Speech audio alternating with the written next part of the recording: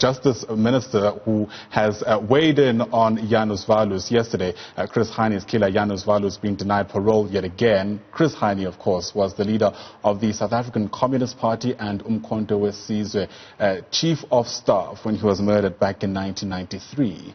Justice Minister Ronald Lamola said the killing was orchestrated and had the potential to bring about a civil war when announcing that Walus would not be released. Now, Walus is currently serving a life sentence. Chrispin Phiri speaks for the Justice and Correctional Services Ministry and joins us on the line now for a bit more.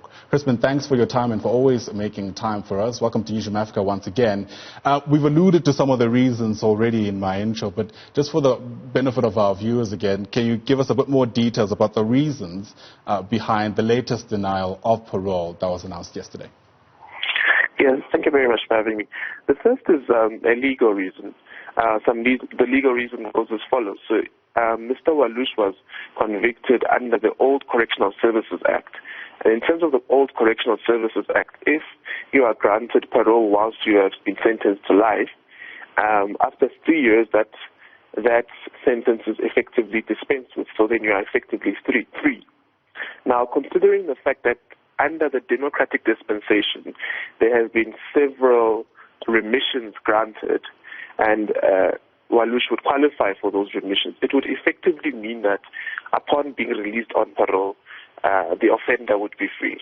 And that goes against the grain of what the court sought to achieve with the sentence, because we must recall that he was sentenced to death, and that was commuted by Mrs. Makwanyani. But in being sentenced to death, the Supreme Court of Appeal said that the intention of the sentence is to send a very strong message to society that anyone who tries to derail society in the manner in which Walus and his co-conspirators sought to do, she should send a strong message to them, but they should serve a very severe sentence.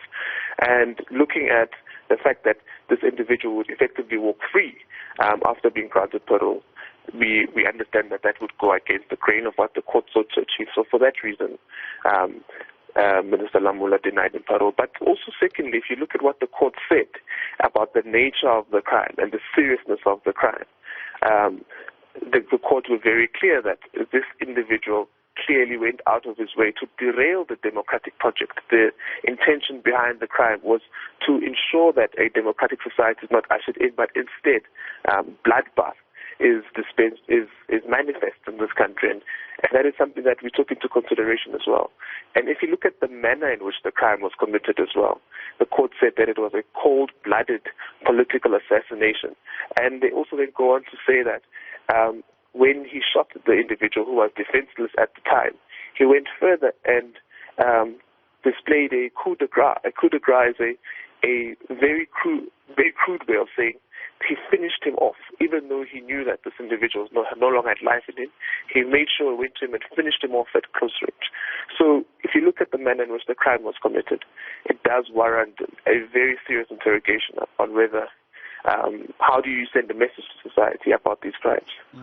Speaking about sending a message to society, questions have also been raised in the wake, of course, of some of this reasoning about whether or not there's any kind of standardization that comes to how we deal with apartheid-era murderers, for lack of a better term. I mean, I'm reminded, for instance, about Freddie Barnard, Eugene de Kock, who are all out on parole, but have also arguably contributed to the destabilization of the peace project, so to speak, derailing society and working against the democratic project. Take us through the kind of thoughts, if there are any, about, I guess an attempt to try and have a standardized way of treating these kind of cases, given what appears to be different outcomes for people who've committed very similar crimes. Yes, well, those individuals did commit heinous crimes.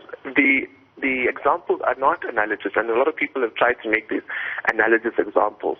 If you look at the time period in which these individuals committed their crimes, it was not on the cusp of democracy. It was in the height of apartheid. And also, considering the fact that when you see the TRC submissions of these individuals, you do get a sense that most of these individuals tried to at least fulfill all of the requirements of the TRC. In this case, this particular individual has consistently rebuffed efforts to fulfill efforts of the TRC, and at no point was this individual shown the requisite level of remorse, at least quickly enough, for him to be considered at the level of those individuals. In the case of Eugene de Kock, for instance, we have seen that he actually complies with the NPA to this day. He has shown himself to be willing to reconcile with those families. He actually assists the NPA to unravel other crimes that were committed during apartheid. So, these examples have been made, but I don't think they're as analogous as people would want them to be.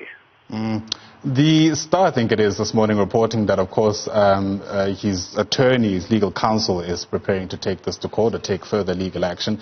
I do wonder, the kind of treatment it's going to receive. But as you kind of mouth that response, I'm also interested in what this means for our democratic dispensation, so to speak. I mean, what kind of legal precedent do you think this is setting, considering that there are still what some people consider political killings taking place? So we know the Cleveland's inquiry, for instance, is still ongoing, as well as some of the killings that we've seen in KZN, including cases like those of Cindy Somakak. Take us through how we're likely to make sense of this in our current democratic dispensation. Well, the question is, what would the effect of parole be? And that's always a consideration on the table.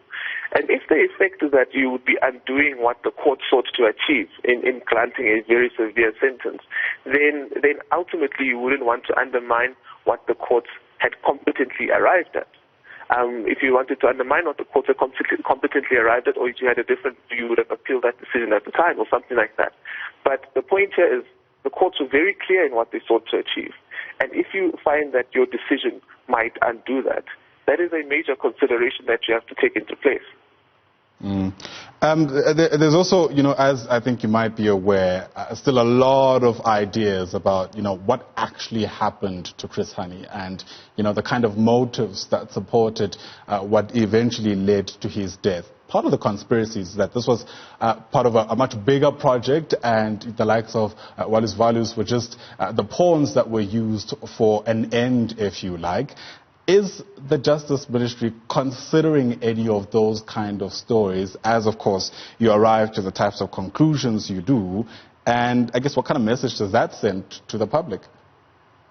If you read the TRC record, and I'm not entering in the realm of conspiracies, but I think South Africans must go and read the annals of history. If you read the TRC record, you actually learn that this individual did not only want to kill Chris Hani. Number one on the list, they had a list of 10 people that they wanted to kill to derail the democratic project. Number one on the list was former President Nelson Mandela, who Janusz Walus went and surveilled for many months. That's what the TRC record says. Number two on the list was Joe Slovo, whom he couldn't surveil. Number three was Chris Hani. We also have the likes of Mac Maharaj on that list, and several other individuals as well, who were integral in the process of CODESA.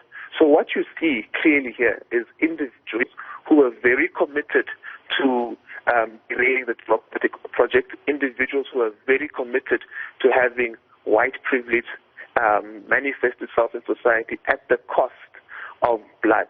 And that's what you have. So the realm of conspiracies is not what we can consider, but the facts before us show you that these individuals were committed and were willing to do anything to derail the democratic project. When asked if he had not been caught in killing Chris Hani, would he have killed anyone else on that list? Walus said at the TRC commission he would have continued.